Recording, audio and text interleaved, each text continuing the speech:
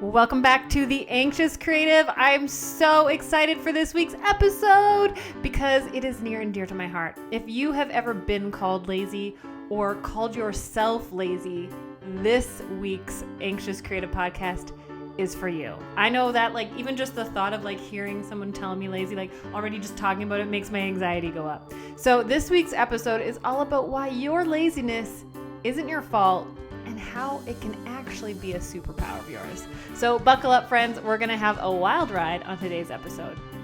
I overthink, I overshare, and I overanalyze. So come explore with me as I chat about business, life, and relationships, all through the lens of an anxious creative. Okay, so as we get into this episode, I'm going to read a fun story for you from one of my favorite books called Do Less by Rachel Jonat. Last name is spelled Jonat. It's so good.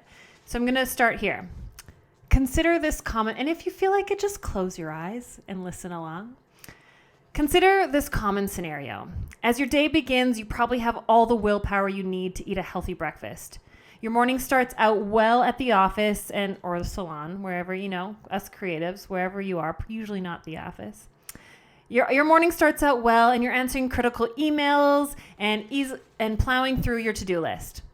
Then you're faced with 3 different options for lunch: a last-minute invitation to a birthday celebration, takeout from a gourmet deli, or your healthy leftovers from home. Your mouth is salivating at the thought of the deli's famous Philly cheesesteak, and you'd love to escape the office for a celebratory meal, but you reluctantly eat your bag lunch. In the afternoon, your willpower and productivity wane. You indulge in a piece of birthday cake, even though you told yourself you wouldn't eat any. Holy cow, that sounds like me. The afternoon stretches on and you find yourself struggling to focus. A small decision necessary to move a project forward seems incredibly hard to make, and you spend much longer than you anticipated debating each choice. You finally make a choice and then quickly make a larger, more important, and much more costly decision. On the way home from work, you hit the grocery store for a dozen items. You spend 5 minutes looking at all the canned tomato options and calculating which one is the cheapest. After saving yourself 8 cents on the tomatoes, you don't have time or the energy to do the same for the laundry detergent. So you end up quickly grabbing something that is familiar and missing the sale sign that could have saved you $3. By this point, your legs are tired and you can't face the gym workout you plan to face. You're starving too, so you grab some takeout because it's too late to go home and cook now, even though you just went to the grocery store. The rest of your evening, the one you plan to use for some small projects around the house, devolves into a night of zoning out in front of the TV. We make hundreds of small and big decisions every day. What to eat, what to wear, when to leave, and what brand of toothpaste to buy that are all relatively small choices, but each one depletes your ability to make subsequent decisions. Every single choice, big or small, saps some of your energy for the next choice, which is why by late afternoon or early evening, you're ready to throw in the towel on the grand plan you had when the day started. You're ready to spend more money than you intended buying things you're not sure you need to, and eat 2 slices of cake when you promised yourself you'd have none. Holy cow, does that sound like my life, right? Does that sound like yours? I know for sure there's been so many days where I've woken up and I'm like, I am 110% going to the gym today after work. I'm going to the gym. I'm going to eat healthy. I'm not going to have any sugar today. And by 10 a.m., that's out the window. Or I'm going to work. And then it's 5 to 5 or whenever, my day is done. And then I'm just I can't do it. And then I beat myself up over it. And I'm like, Dawn, you're such a lazy mofo. You can't even follow through on your own commitments to yourself day to day. How are you ever going to do X, Y, Z? It's whatever the current goal or plan or dream is in my life. I beat myself over the fact that I can't follow through on my day-to-day commitments. How am I ever going to do those things? Why can't I even do it? Why do so many people be able to go to the gym after work or be able to do these things in the evening when I'm just so tired? And when I first started reading this book, I had a huge aha moment, and that's why I want to share that with you today. I used to be a shopaholic. It's embarrassing to say, but I used to spend around $500 to $600 a month on clothes, and clothes that I didn't even wear that much. And I remember I had this huge, beautiful walk-in closet when I lived in my like dream home that I lived, like it was like the single girl's dream home. It was amazing. I loved it so much. And I'd go into my closet and I'd have so many clothes hanging up around me and I'd feel like I don't have anything to wear. And I'd hum and haw like, I don't know what to wear today. I don't know what to do. And realizing that that's depleting. And so really your laziness that you're beating yourself up over, or if someone's been calling you lazy because you just can't seem to have the energy to do things, I want you to start thinking about all the different decisions you're making through the day. Because what we're talking about today is decision fatigue. And our society has it more than ever. We make so many decisions. And so I was on Instagram live chatting with people last week and talking about decision fatigue because I was joking about how the fact that I have the same tea and the same smoothie for breakfast every single morning. But that eliminates having to make a decision for me. There's also, I think it's like Bill Gates and Mark Zuckerberg, who you never see wearing a different outfit. They literally wear the same outfit. Now, for us creative people who we usually use well, I'm wearing the same sweater for like the 60th day in a row by now during COVID. But us creatives like to use our appearances as a way to express ourselves. But I want you to start thinking, where are there ways that you can simplify the decisions you make so that you can start making those bigger decisions? Because us as creative individuals, often very visionary people, think big picture, think grandiose, think end result. And we get so caught up in all the little decisions and it overwhelms us that we can't even move forward. And I know you have big dreams and big goals. And I've been talking to a lot of creative entrepreneurs and self-employed hairstylists all about like their goals and their dreams, and they just can't seem to move forward. And I really think this is a critical part of it. I also see the number one reason they're not moving forward is they don't think they're capable, or they think they're not cut out for it because they don't have what it takes. But truly, they're just overwhelming themselves with decision fatigue. So I want to know, have you ever felt that way? Like you just can't seem to follow through on the commitments you make in the morning, or when you wake up in the morning, you're like, I'm going to do this. And then you don't. Or what is it? You beat yourself up over it, or you tell yourself like, there's no way I can have those things. So I just want to put you at ease going, it's not your fault. And you're not actually lazy at all. You're just making too many decisions that you don't need to be. So things that I like to do is like checking my email. I don't usually check it first thing in the morning. That can get my brain turning on making decisions and having to get pulled into things. If I'm going to be creative, I need to be creative first thing in the morning and then attend to the decision making later. Because the more I get wrapped up in having to start making decisions in my business, answering DMs, answering emails, calling clients back, making an order, whatever it is, that depletes me of my energy and my ability to follow through on things later on, especially when it comes to being creative. So I want to read another part of this chapter out to you. Decision-making depletes your willpower. In the book Willpower, Rediscovering the Great Human Strength, author Roy, I can't say their last name, and John Tierney describe researchers who tested the willpower of two different sets of college students by placing the student's hand in ice-cold water. One set of students kept their hands in the water for an average of 28 seconds, and the other set of students kept their hand in for an average of 67 seconds. The students who held their hand in the freezing water longer had just spent time contemplating, not deciding on, sets of products, whereas the low willpower group of students had just spent time choosing between products, deciding which ones they wanted more. The experiment confirms that the willpower depleting nature of decision making. The loss of willpower from making many decisions is called decision fatigue, and it's one of the best reasons to streamline your life and your home with minimalism. The minimalist life turns those small decisions into routines or eliminates them completely. The do less attitude allows you to save that precious willpower for doing the wonderful big and small things you want to make more of in your life. There are lots of easy small ways to reduce decision fatigue, such as bring coffee from home every morning and use the energy you usually reserve for resisting the croissants displayed at the cafe register for that challenging work project. This one's going to be a tough one for us. Wear the same series of outfits Monday through Friday and never deliberate over what to wear to work again. Use that decision-making energy to get yourself out the door to an evening yoga class or to that book reading you've been meaning to attend. You know what I like to do? And if that's hard for you to pick out your clothes, pick them out the night before. That makes a really big difference too. Research 3 options and then buy one. We often overwhelm ourselves with decision fatigue when we have to buy something. Instead of looking at every item on a shelf, examine 3 options and then choose one from that much smaller list. This works for buying anything from a pair of jeans to dishwasher detergent. The scary and awesome side of